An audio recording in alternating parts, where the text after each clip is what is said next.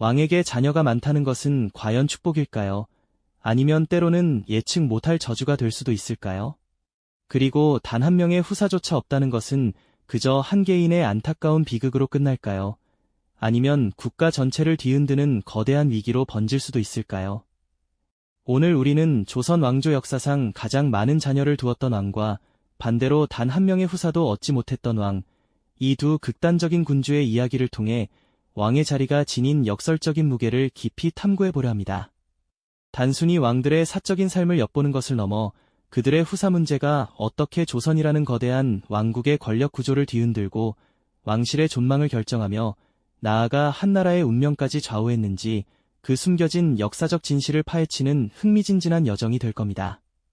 왕의 자녀가 얼마나 중요한 의미를 가졌는지, 그들의 탄생과 부재가 어떤 파장을 일으켰는지 그 모든 이면에 담긴 이야기를 지금부터 함께 만나보시죠.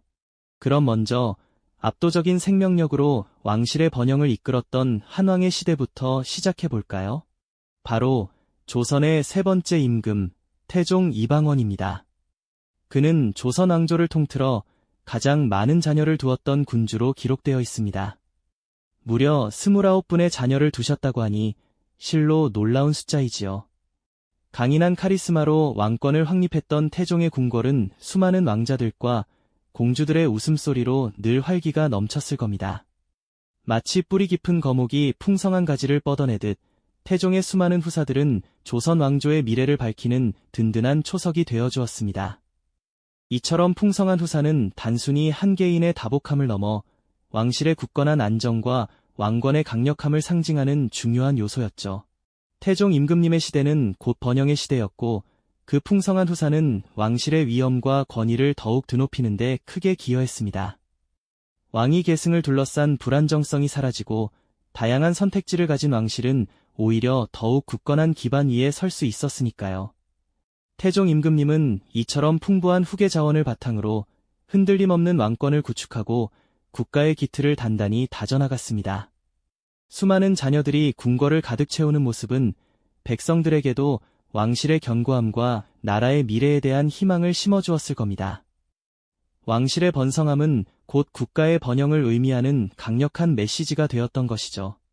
이처럼 태종의 후사들은 단순한 혈통을 넘어 왕조의 강력한 생명력과 무궁한 번영을 약속하는 상징 그 자체였습니다. 그의 통치 아래 조선은 안정과 번영의 길을 걸었으며 이는 후사 문제에 대한 태종의 현명한 통찰과도 무관하지 않았을 겁니다. 그는 왕실의 지속 가능성을 확보하는 데 있어 후사의 중요성을 누구보다 잘 알고 계셨던 것이죠. 이처럼 태종의 시대는 넘치는 생명력과 함께 권력이 공고해지고 미래에 대한 낙관적인 기대감으로 가득 찬 시기였다고 할 수 있습니다. 후사가 많다는 것은 왕조의 뿌리가 깊고 튼튼하다는 것을 보여주는 가장 확실한 증거였으니까요.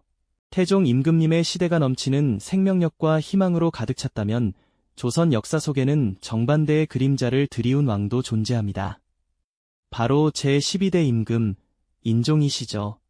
인종 임금님께는 안타깝게도 단 한 명의 후사도 없으셨습니다. 왕실의 후계자를 얻지 못한다는 것은 한 개인의 비극을 넘어 왕조의 존속 자체를 위협하는 거대한 그림자였을 겁니다. 병약하셨던 인종 임금님은 짧은 재위 기간 내내 이 문제로 깊은 고뇌에 시달리셨습니다.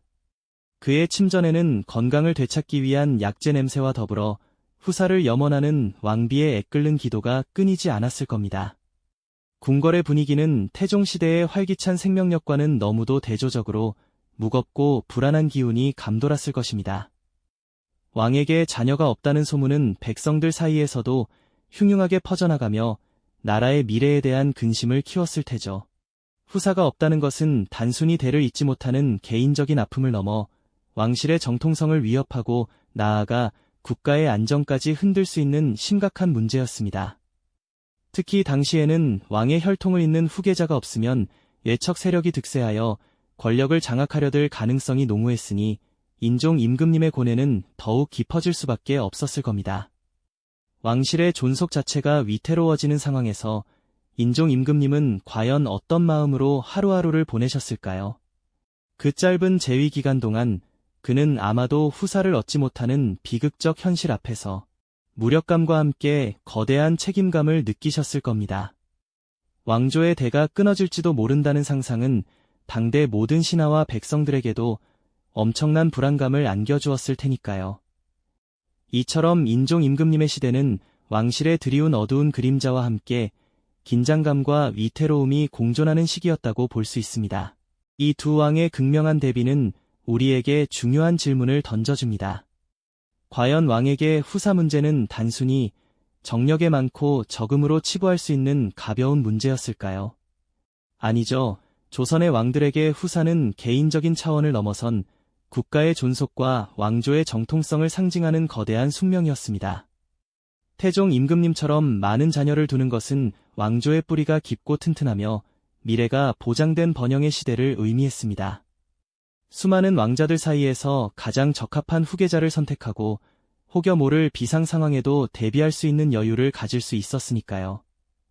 이는 왕권 강화와 국가 안정에 지대한 영향을 미쳤습니다. 반면 인종 임금님처럼 후사가 없다는 것은 왕조의 대가 끊어질지도 모른다는 불안감을 심어주었고, 이는 곧 정치적 혼란과 외척 세력의 바로 등 국가적 위기로 이어질 수 있는 시한폭탄과도 같았습니다. 왕실의 족보와 계승도는 단순한 가계도가 아니라 왕조의 정통성과 권위를 증명하는 가장 핵심적인 문서였죠. 사관들은 왕의 침정까지 드나들며 왕의 건강 상태와 후사 문제에 대한 기록을 꼼꼼히 남겼습니다. 이는 후사 문제가 얼마나 중요한 국가적 사안이었는지를 보여주는 방증일 겁니다. 신하들 역시 후사를 둘러싸고 치열한 논쟁을 벌였습니다. 왕의 혈통을 보존하고 안정적인 후계 구도를 마련하는 것은 그들에게 주어진 가장 중요한 책무 중 하나였으니까요. 태종과 인종, 이 두 왕의 운명은 후사가 왕권과 정치, 그리고 사회 전반에 얼마나 실제적인 영향력을 미쳤는지를 극명하게 보여줍니다. 왕으로서 그들은 단순히 한 인간의 삶을 사는 것이 아니었습니다. 그들의 몸은 곧 국가의 상징이었고, 그들의 후사는 왕조의 미래를 결정짓는 거대한 책임이었던 것이죠. 이처럼 왕의 후사 문제는 생물학적인 결과를 넘어 왕으로서 감당해야 했던 압도적인 압박과 무거운 책임을 상징하는 것이었습니다. 번영을 상징했던 태종의 다산과 소멸의 그림자를 드리웠던 인종의 무자식은 왕의 자리가 지닌 역설적인 무게를 우리에게 여실히 보여주는 역사적 교훈이라고 할 수 있습니다.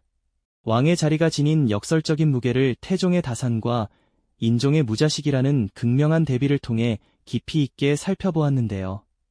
그렇다면 과연 왕에게 후사 문제는 단순히 한 개인의 생물학적 능력만을 이야기하는 것이었을까요? 결코 그렇지 않습니다. 왕에게 있어 후사는 단순히 가문의 대를 잇는 것을 넘어 왕조의 영속과 백성의 안녕을 책임지는 거대한 짐이었을 겁니다. 이는 한 왕의 개인적인 삶을 넘어 그 시대와 역사를 관통하는 중대한 의미를 가졌던 것이죠. 조선시대의 왕은 그저 한 명의 사람이 아니었습니다. 그의 몸은 곧 국가의 상징이었고 그의 피는 왕조의 정통성을 증명하는 유일한 근원이었습니다.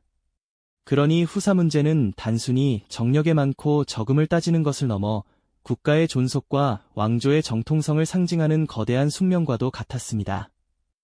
태종 이방원이 29명이라는 압도적인 수의 자녀를 두며 왕실의 번영을 과시했던 것은 그 자체로 강력한 왕권과 안정적인 후계 구도를 자랑하는 상징이었을 겁니다. 그의 풍성한 후사는 왕조의 미래에 대한 불안감을 해소하고 권력을 더욱 공고히 하는 긍정적인 영향을 미쳤으니까요. 반면 단 한 명의 후사도 얻지 못했던 인종의 비극은 왕실의 짙은 그림자를 드리웠습니다. 짧은 재위 기간과 병약함 속에서 후사 부재는 인종 개인의 고뇌를 넘어 왕조의 존속 자체를 위협하는 심각한 문제로 대두되었죠. 이는 정치적 혼란을 야기하고 외척 세력의 바로 가능성을 높이며 궁궐 내의 불안하고 어두운 분위기를 감돌게 했습니다. 왕위를 이을 적통이 없다는 것은 왕조의 정통성이 흔들리고 국가의 근간이 위태로워질 수 있다는 의미였으니까요. 이처럼 후사 문제는 왕의 개인적인 고민을 넘어 국가의 운명과 직결되는 중차대한 사안이었음을 우리는 명확히 알 수 있습니다. 왕의 몸이 곧 국가의 상징이었던 시대에 그들은 후사를 통해 자신의 왕권이 하늘에 뜬 힘을 증명하고 후대에도 이어질 왕조의 번영을 약속해야만 했습니다. 사관들이 왕의 침전까지 드나들며 왕의 건강 상태와 후사 문제를 꼼꼼히 기록했던 것도 후사 문제가 얼마나 중요한 국가적 사안이었는지를 보여주는 방증일 겁니다. 신하들 역시 후사를 둘러싸고 치열한 논쟁을 벌였습니다. 왕의 혈통을 보존하고 안정적인 후계 구도를 마련하는 것은 그들에게 주어진 가장 중요한 책무 중 하나였으니까요. 결국 태종의 29자녀가 선사했던 번성의 기운과 인종이 겪어야 했던 후사부재의 그림자가 들이운 소멸의 위협은 단순한 개인의 희비극이 아니었습니다. 이는 왕조의 흥망성쇠와 직결되는 역사의 거대한 흐름 속에서 펼쳐진 드라마였죠. 자식을 얻기 위해 애썼던 왕들의 깊은 고뇌와 그 결과가 한 국가의 미래를 어떻게 좌우했는지를 우리는 생생히 목격합니다. 왕의 사적인 삶이 어떻게 국가의 운명과 분리될 수 없었는지 그 처절한 현실을 깨닫게 되는 순간입니다. 왕의 후사 문제는 그저 자녀를 많이 낳고 적게 낳는 생물학적인 결과를 넘어섰습니다. 이는 왕조의 정통성을 세우고 권력을 안정시키며 나아가 국가의 미래를 결정짓는 가장 거대하면서도 역설적인 왕의 숙명이었던 것이죠. 번영을 상징했던 태종의 다산과 소멸의 그림자를 드리웠던 인종의 무자식은 왕의 자리가 지닌 역설적인 무게를 우리에게 여실히 보여주는 역사적 교훈이라고 할 수 있습니다. 오늘 우리가 살펴본 조선 왕들의 이야기는 비단 옛날 이야기에만 머물러 있지 않습니다. 현대 사회에서 성공적인 삶의 기준으로 여겨지는 것들이 과연 과거 왕들에게는 어떤 의미였을까요? 그리고 자녀라는 생물학적 결과가 한 인간의 운명뿐 아니라 한 국가의 명운에까지 얼마나 지대한 영향을 미쳤는지 새삼 되돌아보게 됩니다. 우리가 살아가는 지금에도 여전히 존재하는 결과와 상징의 무게를 되짚어보며 역사 속 왕들의 깊은 고뇌가 현재를 살아가는 우리에게도 유효한 질문을 던지고 있다는 것을 느끼게 됩니다. 왕이라는 이름 아래 살았던 그들은 과연 넘치는 정력으로 번영을 이끈 왕이었을까요? 아니면 후사부재로 비극적인 운명을 맞이한 왕이었을까요? 어쩌면 그 모든 인간적인 번뇌를 초월하여 역사의 거대한 흐름 속에 던져진 한 인간에 불과했을지도 모릅니다. 오늘 다룬 왕들의 이야기가 우리에게 던지는 질문처럼 다음 시간에는 또 다른 역사적 인물의 숨겨진 이면을 통해 우리가 미처 알지 못했던 진실을 마주하며 깊이 있는 통찰을 얻게 될 것입니다.